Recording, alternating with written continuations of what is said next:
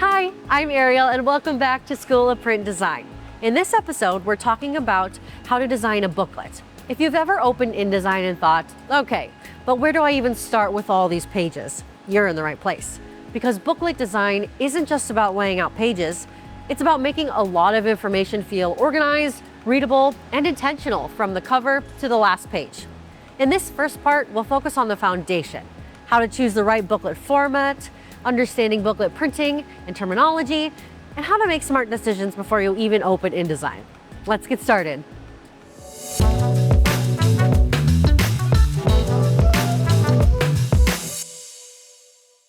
Before you design anything, you need to understand what you're working with. Because a good booklet design is one where layout, content, and presentation work together. So, ask yourself, who is this booklet for? How will it be used? Is it being mailed or displayed? Will it be handed out or part of a packet? Is it meant to be read quickly or kept for reference? Then, look at your content. How much text do you have? How many images? How many pages might you need? All of this starts shaping your decisions early, even before the design. So think about it. A marketing booklet, a menu, a product catalog, and a training manual might all be booklets, but they shouldn't feel the same. Once you've reviewed your content and understand how your booklet will be read, you can start choosing your custom booklet print specs. And this is where you want to be very intentional. Let's break it down. Perhaps the most important decision is the booklet binding. Custom booklets are bound along a spine or edge, and that binding dictates everything about how you design. You'll typically choose from saddle stitch or stapled, spiral or wire coil bindings, and perfect bound or hardcover bindings, which are glued. Each one changes how your booklet behaves. For example, saddle stitch booklets are stapled through the fold and made for lighter page counts, between 8 to 46 pages. They are great for simple catalogs, magazines, promotions, events, and instructions. Saddle stitch is also the most economical binding choice and the fastest to print. Perfect bound booklets give you that clean bookstore style spine, and they can hold between 24 to 880 pages and be up to 2 inches thick. Use them for catalogs, paperbacks, magazines, annual reports, or lookbooks. Consider them an upgrade from a basic saddle stitch with a more professional presentation and added durability. Then there's spiral and wire coil bindings. Both are similarly priced and are bound with plastic or metal coils threaded through drilled holes in the pages. Wire coil booklets can be just over ½ an inch thick and hold up to 300 pages, while spiral coil booklets can be up to 1.5 inches thick and hold 800 pages. Wire will also be a bit more durable than spiral long term. Coil bindings are perfect when you need something to lay completely flat, like manuals, menus, recipe books, or notebooks. Finally, there's hardcover books. These are your most premium, high-impact option, often used for coffee table books, photography books, portfolios, yearbooks, or other high-value pieces. They'll hold up to 200 pages. There's no best binding option, only what fits your content and purpose. Once you've determined which one works for your project, it's time to choose your size, paper, and finish. If you want a deeper breakdown on paper and finishing options, check out our other School of Print Design videos. The links are in the description below. But here are the need-to-knows for booklet printing. These choices affect feel, readability, color saturation, durability, thickness, and ultimately budget. For example, there are conventional booklet sizes that work great for most projects. Just remember that the bigger the booklet, the more expensive it'll be. This is especially important if you plan to mail your booklet, since the overall dimensions impact production costs and mailing costs.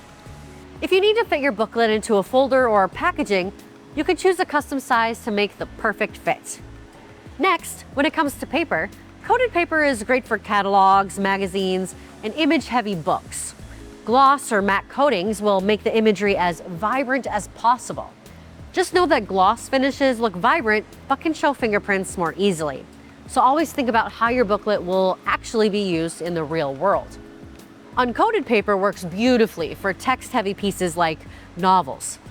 And it's what you'll want for booklets that will be written on. like notebooks, coloring books, or journals. Uncoated stocks are also great for adding a subtle elegance, which designers often prefer. Then there's paperweight. Heavier stocks add structure and longevity. It's typical to select heavier paper for the booklet cover and thinner paper for the pages. Choosing a heavier text weight for the pages will also improve readability by reducing show-through of the printing on the opposite side of the page. Just remember that heavier paper is more expensive and adds thickness to the book. And the more pages there are, the less flat the book might lay.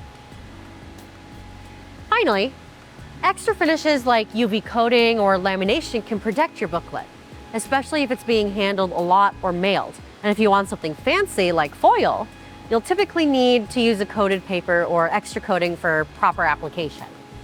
With all these decisions, remember to balance ambition with practicality. Great print booklets aren't just beautiful, they're also built with intention and constraints in mind. And honestly, those constraints often make the design better. If this episode is helpful so far, make sure to subscribe to our channel for more print and design tips. We release new episodes regularly, so you can create brilliant print with confidence.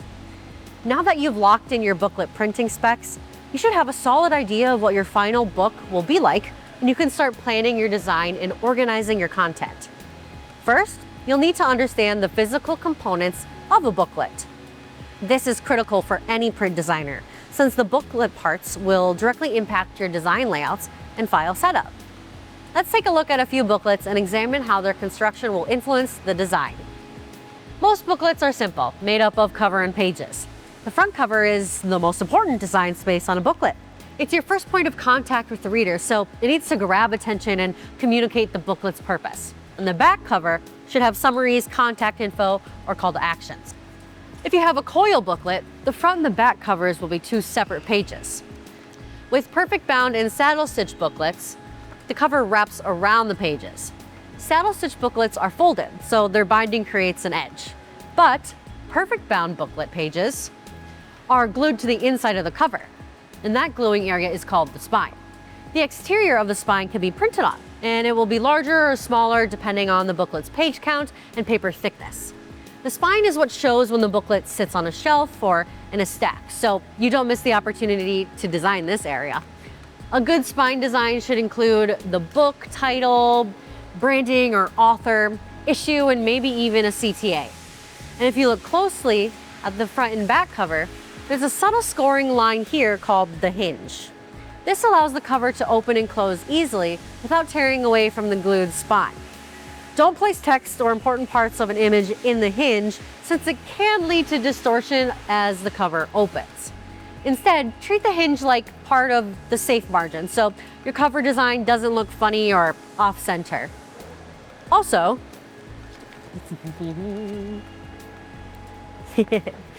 let's take a look at the inside of the cover. Okay, so you see how this gluing here from spine to hinge lines? Plan on that area not having any ink coverage. In a perfect bound or hardcover projects, designers should submit the cover as a separate file with a single continuous design from front, back, and spine. Without the cover, we're left with the most important part of the booklet, the pages. The pages are officially called the text block or book block, but you'll also hear them referred to as the guts. They contain all your content. Pages are typically organized into three main content sections: the front matter, the body, and the back matter. The front matter includes everything that comes before the main content, like the title page and the table of contents. Then there's the body. This is the core content, usually organized into chapters or sections. In typography, this is where the term body text or body copy comes from. Last, there's the back matter. This section provides supplementary information or marketing content. Keep this simple structure in mind when organizing or paginating your booklet content. When you do start page layout, you'll need to think in terms of spreads, not individual pages. Spreads are two pages side by side, what the reader sees when they open the book.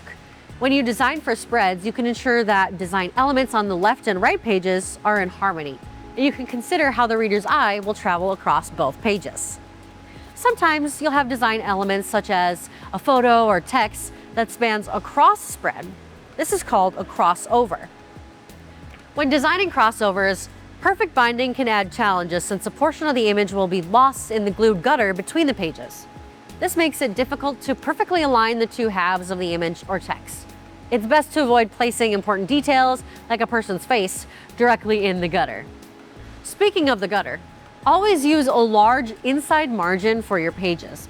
This gutter margin provides extra space to ensure that no text or important content gets lost or becomes hard to read when the pages are bound together.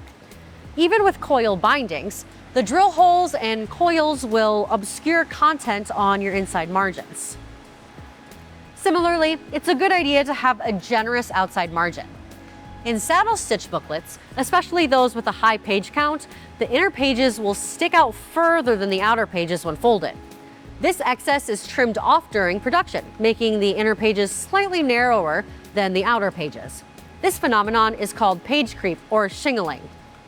Keeping critical content away from the page's outer trim edge will make page creep less noticeable and provide extra room for your printer to adjust if needed. At this point, you're not designing yet, but you're setting yourself up for success. You know how your booklet will be read. You selected your booklet print options, and you learned about booklet printing and considered how it can impact your design. Now, you're ready for the next step, opening InDesign and building your system. But before we jump into that, there's one very important thing to remember. A print booklet is not just pages on a screen. It's a physical object. And the sooner you start thinking like that, the better your design will be. So before you start designing your booklet, remember these 4 things. Start with purpose, not pages. Choose your format based on how it'll be used.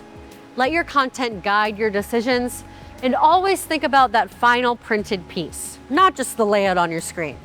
Because a great booklet doesn't start in InDesign. It starts with understanding what it needs to become. I'm Ariel, and I'll see you in part 2 where we take everything we planned here and build it in InDesign step by step. Bye for now.